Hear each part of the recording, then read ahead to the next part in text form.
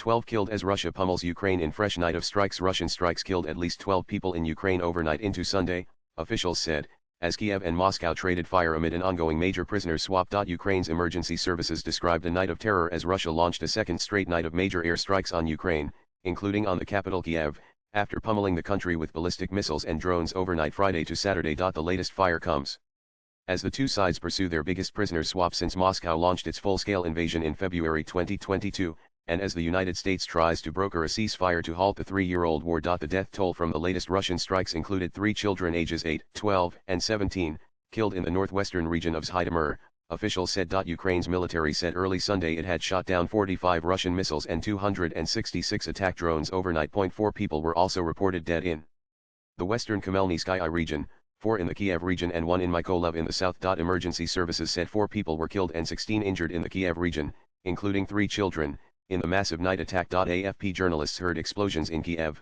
with Timur Tikachenko, the head of the city's military administration, warning the night will not be easy. The capital was under attack but air defenses are operating, said Kiev Mayor Vitaly Klitschko. Russian authorities meanwhile reported that a dozen drones flying towards Moscow had been downed. In Moscow, restrictions were imposed on at least 4 airports, including the main hub Sheremetyevo, the Russian Civilian Aviation Authority said. Nanan the renewed attacks came after Russia launched 14 ballistic missiles and 250 drones overnight Friday to Saturday, which left 15 wounded, according to Ukrainian officials. The Russian military said Saturday Ukraine had targeted it with 788 drones and missiles since Tuesday. Ukrainian President Volodymyr Zelensky said Russia's attacks indicated Moscow was prolonging the war and repeated his call for ramped-up sanctions. But he also said he expected officials to press on with a prisoner swap agreed during talks in Istanbul on May 16. On Saturday, 307 Russian prisoners of war were exchanged for the same number of Ukrainian soldiers, according to announcements in Kiev and Moscow. Both sides received 390 people in the first stage on Friday. They are expected to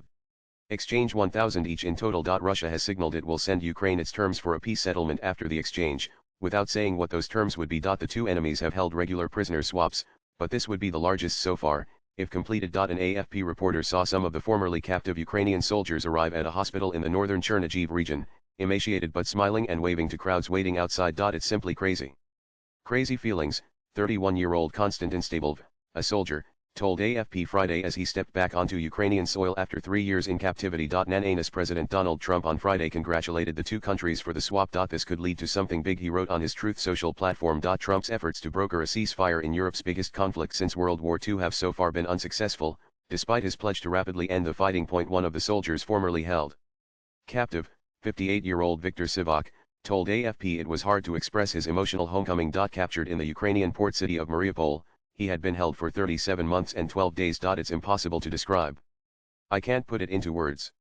It's very joyful, he said. After more than 3 years of fighting, both countries are holding thousands of POWs. Russia is believed to have the larger share, with the number of Ukrainian captives estimated to be between 8,000 and 10,000. Swipe left for next video. Diplomatic efforts to end the conflict have stepped up in recent weeks, but the Kremlin has shown no sign of walking back maximalist demands for a negotiated peace. President Vladimir Putin has defied European pressure for a full and unconditional truce in Ukraine, pressing on with the Russian military offensive, which has left tens of thousands dead. Latest blogs.